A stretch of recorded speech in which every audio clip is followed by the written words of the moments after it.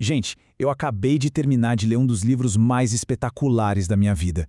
E a história é tão boa, mas tão boa que eu precisava vir aqui contar pra todo mundo. É uma jornada assim, intensa, cheia de reviravoltas, que prende a gente do começo até o fim. Então, se preparem, porque a gente vai mergulhar fundo na história épica de O Conde de Monte Cristo.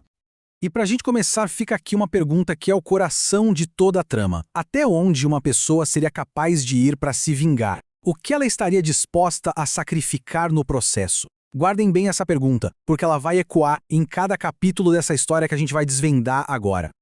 Bom, vamos lá. Tudo começa na cidade de Marsella, lá na França, por volta de 1815. Era uma época bem conturbada politicamente, e é nesse cenário que a gente conhece o nosso herói, um cara que estava prestes a ter uma vida que parecia simplesmente perfeita. O nome dele é Edmond Dantes. Pensa num cara gente boa. Jovem, 19 anos, honesto, todo mundo gostava dele, ele tinha acabado de voltar de viagem, estava para ser promovido a capitão do navio Faraó e, o mais importante, ia se casar com o amor da vida dele, a deslumbrante Mercedes. Sério, o futuro dele não podia ser mais brilhante. Só que, sabe como é, né? Felicidade demais às vezes incomoda. E a felicidade do Dantes acaba despertando o pior em algumas pessoas. Temos aí um trio de conspiradores. Primeiro, Fernando Mondego, que era primo da Mercedes e louco por ela, morrendo de ciúmes. Depois, o Danglars, que trabalhava com o Dantes no navio e não se conformava com a promoção dele, pura inveja. E por fim, o Caderousse, um vizinho meio ganancioso que só foi na onda. Juntos, esses três escrevem uma carta anônima acusando o Dantes de ser um agente de Napoleão Bonaparte. Essa denúncia acaba caindo nas mãos de Gérard de Villefort, um jovem e ambicioso procurador. O Villefort percebe na hora que o Dantes é inocente. Só que tem um problema gigantesco. A tal carta que o Dantes estava carregando, sem nem saber o que era, tinha como destinatário o pai do próprio Villefort, que era um bonapartista conhecido. Para salvar a própria pele, a carreira e a família, o Villefort toma a pior decisão possível. Ele queima a prova que libertaria o Dantes e manda prender ele para sempre. Sem julgamento, sem nada. E é assim que, no estalar de dedos, a vida perfeita de Edmond Dantes vira pó. Ele é arrancado do seu noivado, do seu futuro e é jogado no abismo mais profundo e desesperador que alguém pode imaginar.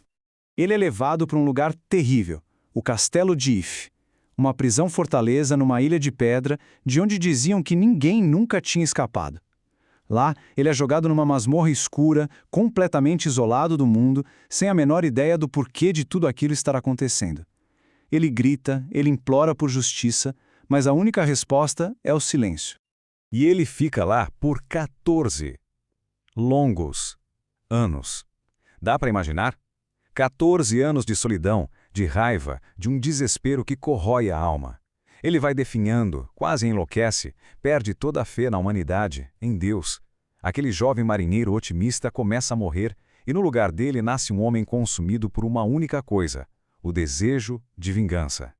O desespero dele chega a um nível tão absurdo que a morte começa a parecer a única saída, a única libertação possível. Como essa frase dele mesmo mostra, a morte se torna um consolo, um fim bem-vindo para tanto sofrimento. Nesse ponto da história, ele decide parar de comer e se deixar morrer de fome. Mas, bem quando o Odantes está prestes a desistir de tudo, ele ouve uma coisa, um barulho, um som de alguém cavando. E lá no fundo do poço, uma luz de esperança completamente inesperada aparece, dando início ao que a gente pode chamar de o seu renascimento. É que ele conhece o Abade Faria, um prisioneiro da cela ao lado. O Faria era um homem simplesmente brilhante, um gênio, um sábio que tinha sido preso por motivos políticos. E ele se torna para o Dantes um professor, um amigo, quase um pai. Esse encontro, nossa, muda absolutamente tudo. O Faria transforma aquela masmorra numa universidade. Ele ensina para o Dantes tudo o que sabe. Ciência, história, economia, várias línguas. E o mais importante, com a sua inteligência, ele ajuda o Dantes a juntar as peças do quebra-cabeça e finalmente entender quem o traiu e por quê. E antes de morrer, o Faria ainda confia a ele o seu maior segredo, a localização de um tesouro inacreditável na ilha de Monte Cristo. Com a morte do Faria, o Dantes coloca em prática um plano de fuga que é simplesmente genial e ousado. Ele entra no saco que iam usar para enterrar o Abade no mar, é jogado das muralhas do castelo, consegue se cortar para sair do saco e, contra todas as chances, nada até a liberdade. É uma cena que, sério, deixa a gente sem fôlego. Livre. Finalmente, Dantes vai até a ilha de Monte Cristo e encontra o tesouro. É uma fortuna tão, mas tão grande, que o transforma num dos homens mais ricos do mundo. E com todo esse poder nas mãos, ele cria uma identidade nova, a de um nobre misterioso, culto e absurdamente rico. O Conde de Monte Cristo. O marinheiro Edmond Dantes está morto. O Conde vive com um único propósito.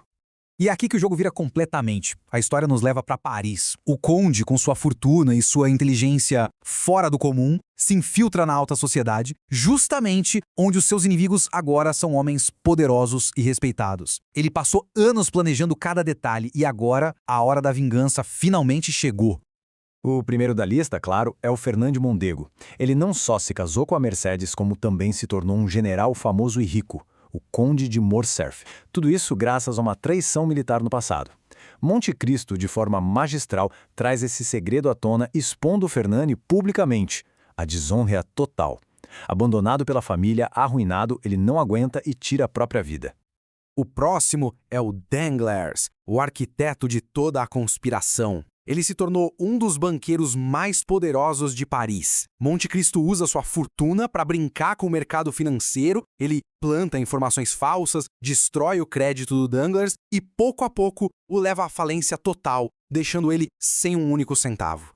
E, por último, Villefort, o homem que o sentenciou. Monte Cristo mergulha fundo nos segredos mais sombrios da vida dele e descobre um filho ilegítimo que o Villefort achava que estava morto. Ele usa esse conhecimento para expor uma teia de crimes e mentiras dentro da própria família do procurador. A hipocrisia de Villefort é revelada e a pressão é tanta que ele simplesmente enlouquece. A vingança está completa. Um por um, os inimigos foram destruídos de forma fria e calculada. Mas, a que custo? A história não acaba aí, com a queda deles. Agora o Conde de Monte Cristo precisa encarar as consequências dos seus próprios atos. A vingança do Conde teve um preço altíssimo. E não foi só para os culpados. Muitas pessoas inocentes, como as esposas e os filhos dos inimigos dele, foram arrastadas para essa ruína. Ele começa a perceber que, ao tentar agir como um instrumento de Deus, acabou causando um sofrimento que não estava nos seus planos. E talvez o preço mais alto tenha sido a sua própria paz. Olha só o que o próprio Conde diz em certo momento. A ambição dele era gigantesca. Ele não queria só vingança. Ele queria ser a própria providência, ou seja, agir como Deus, decidindo quem merecia ser punido e quem merecia ser recompensado. A grande questão que fica no ar é: será que um ser humano tem esse direito? E assim, no final dessa jornada incrível, a gente volta para a nossa primeira pergunta. O que o Edmond Dantes fez, no fim das contas, foi um ato de justiça? Corrigindo os erros do passado? Ou foi só uma vingança fria e calculista que, no final, acabou consumindo todo mundo, inclusive ele mesmo? A linha que separa justiça e vingança é muito, muito tênue. E é nisso que esse livro incrível nos faz pensar.